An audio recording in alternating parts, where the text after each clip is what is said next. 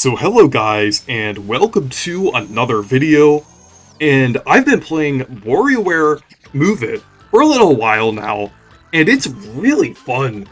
So, I've played most WarioWare games, and ironically, I haven't played Smooth Moves, which is actually the game that this is a sequel to, so this was kind of a new experience for me, despite the fact that I've played a lot of WarioWare games and absolutely love the WarioWare formula.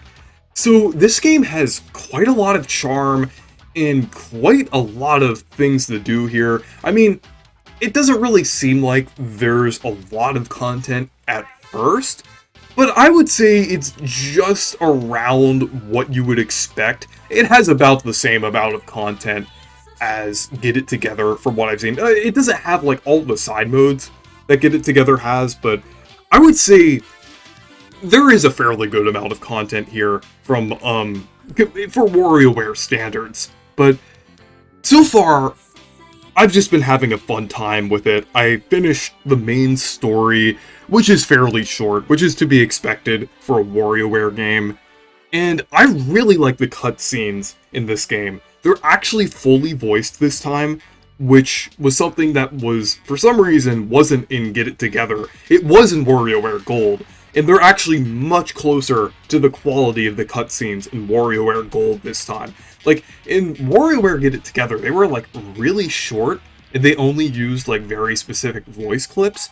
But this time, they're actually, like, more on the quality that you would expect to see from WarioWare Gold and everything, which is just great. Like, that's what I was hoping for in Get It Together. And while I still love Get It Together, I feel like that's one aspect that I feel like should have been in that game. So I'm glad they're kind of delivering on that in WarioWare Move It.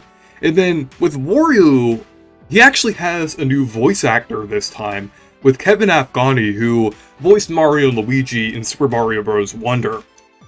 And while I obviously am used to like Charles Martinet and really like Charles Martinet as Wario, especially in WarioWare Gold, I don't think Kevin Afghani sounds bad as Wario. I think he's kind of adapting to the role, and there's actually some times where he actually sounds really good and fitting as Wario. Like, the first cutscene in specific, while it doesn't really sound like Charles, I still feel like the voice is still kind of fitting. I mean, not the first cutscene, but like the first micro game cutscene, like with Wario's stage. That's kind of what I meant. Like, it sounds pretty good, I would say. And it does need a little bit of work, but I think Kevin has a lot of potential as Wario. And I'm looking forward to seeing how he would expand upon his version of Wario in future games.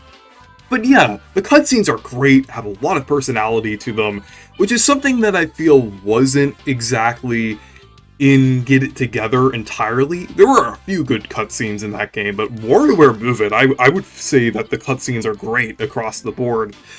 So, the gameplay itself is also pretty good as well, with the motion controls and everything. So, with a lot of games on the Switch, the motion controls aren't very good. Like, they're pretty janky, and they don't work how you would expect them to. Like with Wii Motion Plus, it doesn't really work like that. But with WarioWare Move It, they actually work surprisingly well.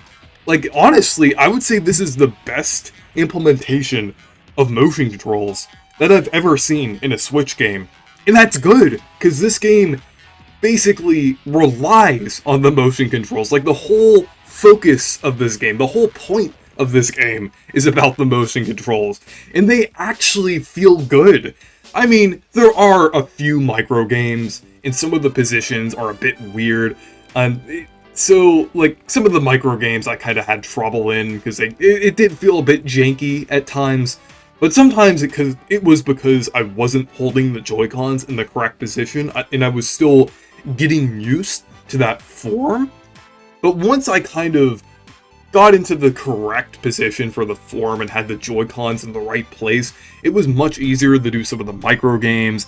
And yeah, it's really just a few micro games. Most of the micro games here are just very intuitive once you learn the form, and they're just really fun in general. Like, I just really like a lot of the things you can do here. Like, with the Nintendo micro games specifically, of course I'm gonna mention the Paper Mario one, where you have the 1,000-fold arms, and then there's one with Yoshi's Island, where you have to hold the Joy-Cons upright and then run with them. There's also one similar to that with like a train, where you kind of go and then you stop. And then there's one where you have to hold them in like a certain position where one Joy-Con is on your head, and then you can shake the dirt off of a turtle shell. A ton of different really cool and creative micro game ideas here. And like I said, most of them are surprisingly intuitive. Like, I mean, I was a bit frustrated at some points, but I think that was mostly because I wasn't doing the micro game correctly and everything. I feel like that was it was a form issue for me, kind of like a skill issue or Dandori issue. It was a form, let's just call it a form issue. So, yeah, most of the micro games here are great and they control really well, even though there is a bit of jank in some forms and micro games. But yeah, I would say it's pretty fun across the board here. And on the topic of micro games, like I mentioned with the Nintendo micro games are great here. There's just a great selection. On top of like Paper Mario and Yoshi's Island that I mentioned before, there's Mario Pinball Land, Pikmin 2, once again, since that was referenced in other WarioWare games, so it's cool to see it here again. And yeah, there's just so many others. There's one where you have to like balance like cartridges on top of like your hands and everything, and then there's one where it's like Super Mario 64 DS, and I like that it's Super Mario 64 DS specifically, since that's the one that I grew up with, where you have to kind of go down the slide and everything. It's just really cool, and I love the selection of Nintendo micro games here. The Mario Pinball Land was definitely a really cool deep cut there. Since I actually personally kind of like that game, despite the fact that it's unpopular, but I just thought it was really cool that they actually referenced that there. But yeah, it's just really fun. And some of the extra modes that I've played so far are fun as well. I haven't gotten around to playing the multiplayer yet, even though I know that is a pretty big focus of this game. There are a lot of multiplayer exclusive modes that I am going to play with someone at some point. I'm definitely going to do a live stream with Hunter sometime soon where we play through the multiplayer modes. But the single player modes, there's not like too much, but there's like what you would expect to see in a WarioWare game. Like, you could like replay the stages, you can kind of play specific micro games, then there's a couple little extra things you can do, and then like the all mixed up stages, obviously, but they're just pretty fun. I like the one where it's like it's like the muscle one where you have to like do the micro games, and then there's also like these macro games where you have to keep doing the motion over and over again to build up like the muscle points and everything. It's pretty cool. And I thought that was I thought the song playing in the background was pretty funny as well. But yeah, it's just really good. And so far, I definitely would recommend this if you like the other WarioWare games, or just want like a really solid like party game or mini game collection. Like, this is just a very, very solid WarioWare game here.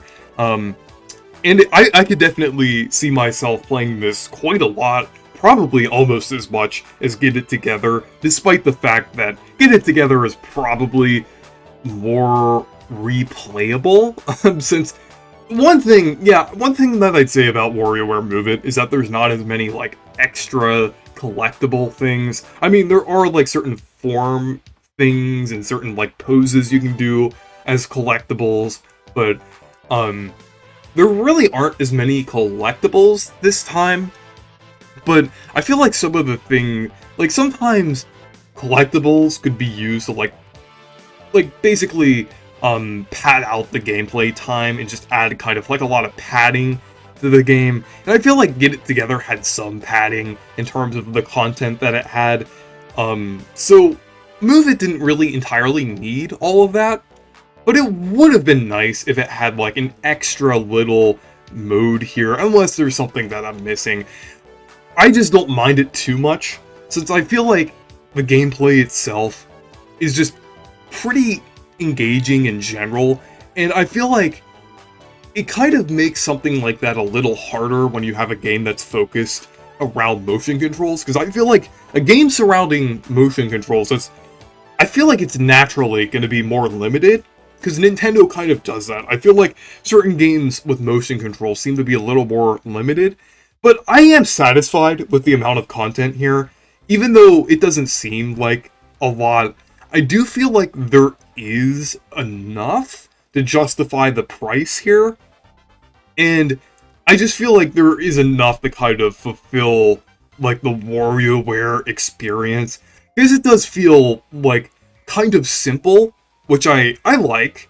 I mean, I did like what Get It Together did, but I also appreciate what Move It is doing as well, kind of being kind of simple, but having enough content. But yeah, anyways, that's my thoughts on WarioWare Move It. Just really fun. But anyways, thank you guys for watching this video. Make sure to leave a like and subscribe for more, and make sure to check out my Discord server and Twitter if you want to. Goodbye.